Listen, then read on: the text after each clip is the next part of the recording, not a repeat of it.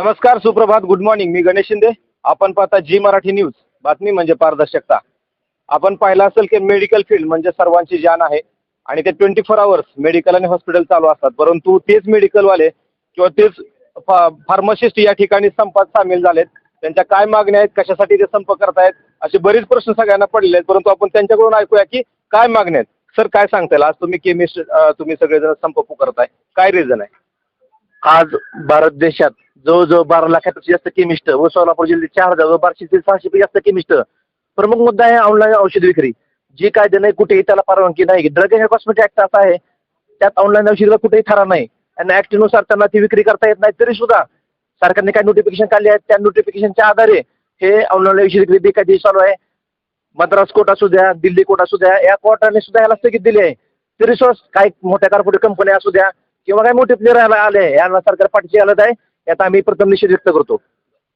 आपण जर पाहिलं असेल की ड्रग हे विदाऊट प्रिस्क्रिप्शन विकू शकत नाही आणि त्याचप्रमाणे तुमची मागणी आहे की हे मेडिकलवाले आहेत, सर्वांना प्रिस्क्रिप्शन शिवाय कोणती गोळी किंवा त्यांचं ड्रग विकता येत नाही. परंतु ऑनलाईन, जे की आज ऑनलाईनचा जमाना आहे आणि प्रत्येक जण काही ना काही ऑर्डर करतात, त्याचप्रमाणे मेडिकलचं देखील काही गोष्टी ऑनलाईन करतात, त्याचा ह्यांना विरोध आहे.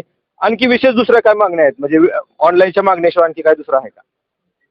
आज तसं विचार तर कोविड-19 मध्ये CSR 827 व 220 ही याच्या अंतर्गत सरकारने नोटिफिकेशन काढलं. त्या नोटिफिकेशन मध्ये काय म्हणलं होतं की घरपोच औषध द्यावे, त्यावेळेस ती मान्य होतं 5 वर्षापूर्वी आम्हाला.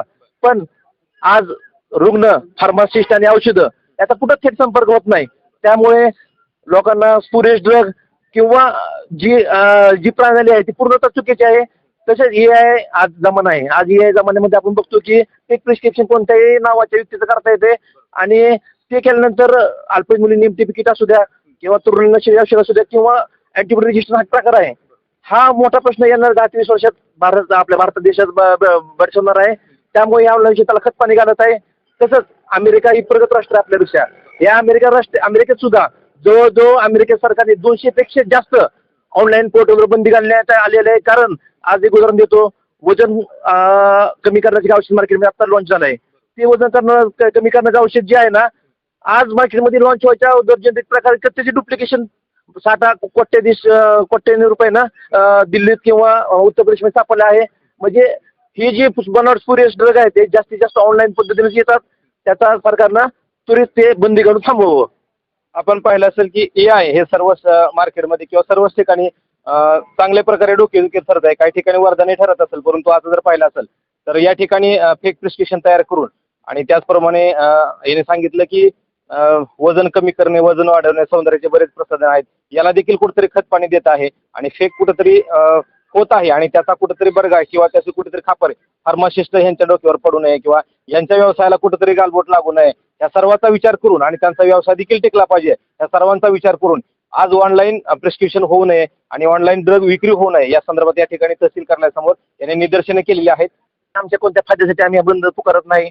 तसं आम्हाला सामाजिक आरोग्याचं द्योतक लक्षात घेऊन किंवा रुग्णांची आरोग्य लक्षात घेऊन आज आम्ही बंद पुकारला आहे. कारण की औषध हे काय वस्तू नाही. आज तुम्ही स्विगी ह्याच्याकडनं तुम्ही ऑनलाईन कपडे हे खरेदी करू शकता, पण औषध हे जीवनावश्यक वस्तू आहे आणि त्याचा परिणाम भरपूर आरोग्य होऊ शकतो.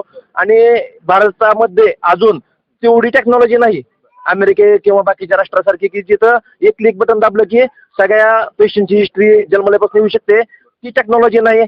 ड्रग अँड कॉस्मेटिक त्याच्या पूर्ण विरोधात आहे आणि सरकारनं ह्या गोष्टी विरोधात असताना सुद्धा ह्या ज्या ऑनलाईन खतपाणी घालते याचा आम्ही निषेध व्यक्त करतो. आज बार्शी केमिस्ट असोसिएशननं बार्शी शहरामध्ये जवळजवळ 5 पेक्षा जास्त मेडिकल स्टोर्स मोठ्या हॉस्पिटल चालू ठेवले आहेत 24 तास. कोणत्याही रुग्णांची गैरसोय होऊ नये ही जी आमची प्रामाणिक इच्छा आहे. आज त्यांची 100% कोणतीही जरी इमर्जन्सी औषध गरज पडली तर आम्ही हेल्पलाईन नंबर प्रिंट मीडिया व सोशल मीडियावर प्रसारित केले आहेत. कोणत्याही रुग्णाला जर औषधाची गरज पडली तर त्यांनी आमच्याशी कॉन्टॅक्ट करावा. भले औषध एखादं गरजेचं असेल तर ते आम्ही दुकान उघडून देऊ, पण आम्ही कोणत्याही रुग्णाची गैरसोय करणार नाही. यापुढे सरकारने आम्ही 1 दिवशी बंद पुकारत आहोत, पण सरकारने वेळेत जर या गोष्टी दखल घेतली नाही तर आम्हाला बेमुदत संपर्क जावं लागेल आणि आरोग्याचा बिकट प्रश्न तयार होईल. केमिस्ट एकता जिंदाबाद. धन्यवाद. आपण पाहिलं असेल की 5 मेडिकल या ठिकाणी उघडे ठेवलेले आहेत. कोणत्याही रुग्णाचा हाल होऊ नये हा देखील त्यांनी कुठेतरी विचार केलेला आहे. त्यांचा व्यवसाय नाही, हा एक जीवल्याचा प्रश्न आहे, जीवाचा प्रश्न आहे आणि कोणाचा जीव जाऊ नये किंवा कोणाला कोणत्या प्रकारची जाऊ नये हे देखील त्यांनी ठेवलेलं आहे. आज एक दिवस त्यांनी बंद पुकारलेला आहे असं त्यांचं म्हणणं आहे, परंतु सरकारने कुठेतरी यांच्या प्रश्नाचा किंवा यांच्या जो आंदोलनाचा विषय डोक्यामध्ये घेऊन यांचा लवकरात लवकर मार्गी विषय लावावा, नाहीतर बेमुदत आंदोलनाचा देखील यांनी या ठिकाणी पवित्रा घेतला आहे.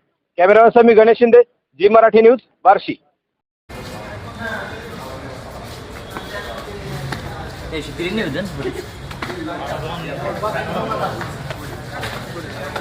बाकी जाऊ नका आता तुम्ही. बस बस बस.